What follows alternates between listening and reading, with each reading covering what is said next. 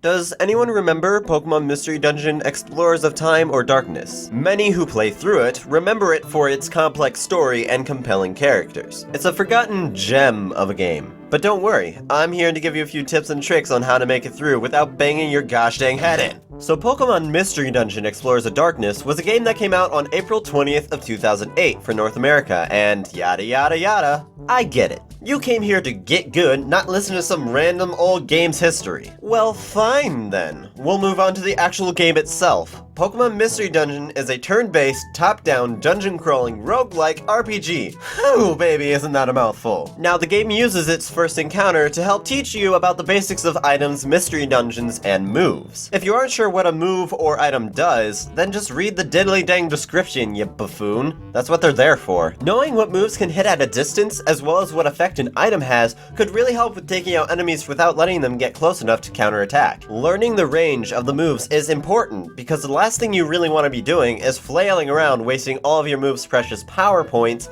and looking like a complete idiot. Moves are also dependent on power points, or PP.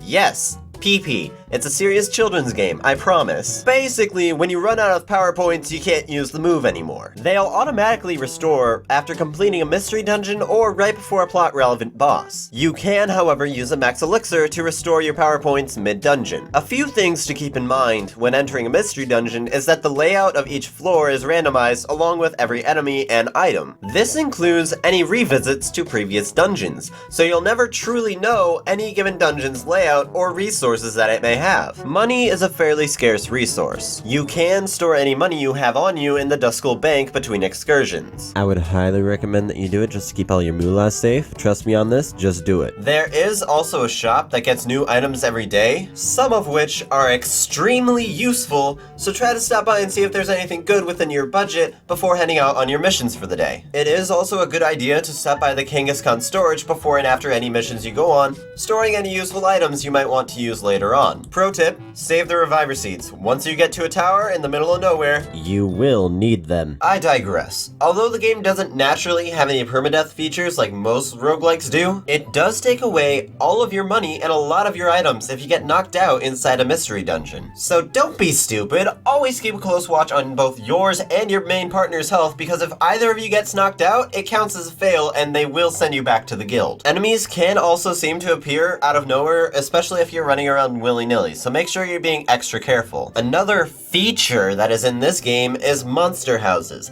Now you may be thinking to yourself, wow, that is not a threatening name. It seems like it would be a cakewalk to beat. No, these things are brutal and will start appearing in AMP planes and onward in the game naturally. There isn't a surefire way to tell what rooms are monster houses and which ones aren't. Generally, you'll be walking around having a grand old time beating up the local residents until you walk into a room and get ambushed by a bunch of beefy monsters who all can't wait to rip you limb from limb. Using items is almost necessary, especially earlier on in the game. So make sure you have at least one item to help out with a monster house on you at all times, as you can't ever really be sure when you might accidentally set one off. Bosses in this game can be fairly difficult at times depending on what items you either do or don't have on you when you go to face them. Orbs won't have any effect in boss battles. If you try to use one, all it does is waste a turn. No, I'm not a scrub, but when the boss does one damaging move and KOs your partner instantly, it makes you question your existence. Oh, I'm not upset. No, I'm fine. And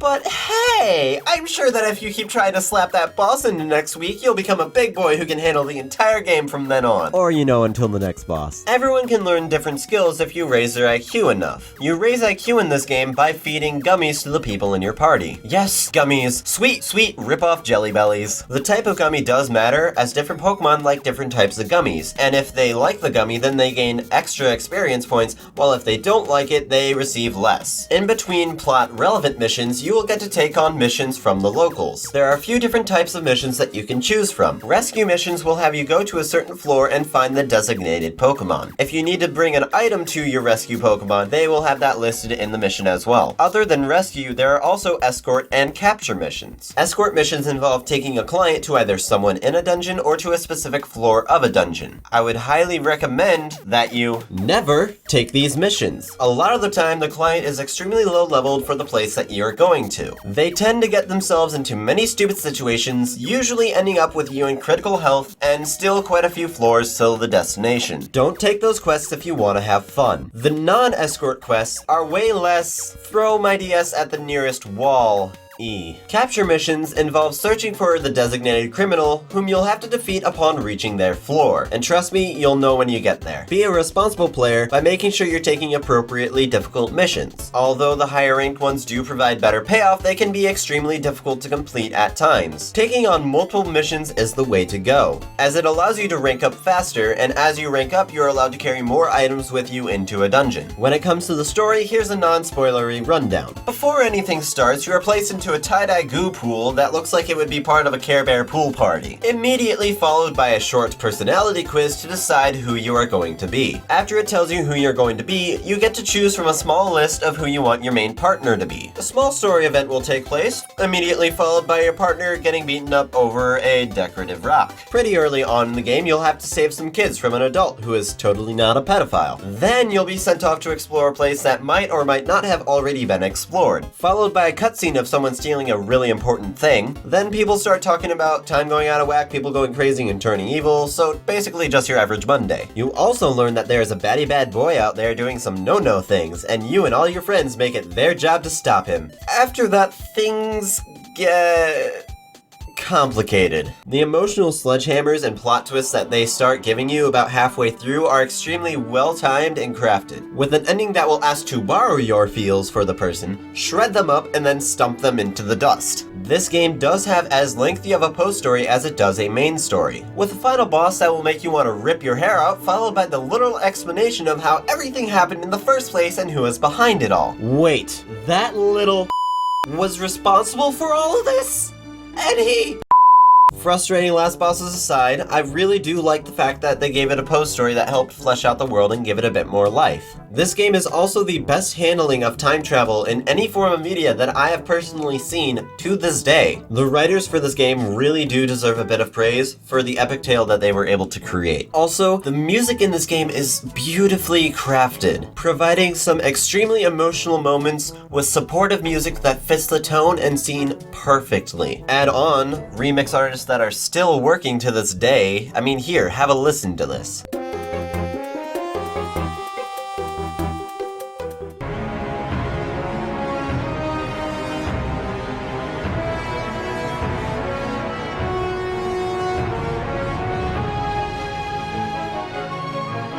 Overall, I'd say Pokemon Mystery Dungeon Explorers of Time and Darkness is a nice change of pace from the main series games. It can also provide a nice challenge, especially if you are new to the series. I've played this game through too many times to count, yet every time I continue to find some crazy new story or scenario to talk about that I hadn't encountered before. Would I say that it is the perfect game? No, not by a long shot. The gameplay can get repetitive at times, and if you get stuck on a boss, it can make you want to throw your DS out the nearest window. But with a post-story and a main bad guy whose identity you'll never see it come back, I would highly recommend giving it at least a try. Who knows, it might be the hidden gem that you've always been looking for. Huh? Oh, you actually watched the whole video? Okay, I was not expecting this. Time to put social interaction for dummies to use for once. Well, if you liked the video, feel free to subscribe and leave a comment. If you didn't, well, I don't know, go watch some anime or something. Either way, I hope you have the best day you can, and safe gaming.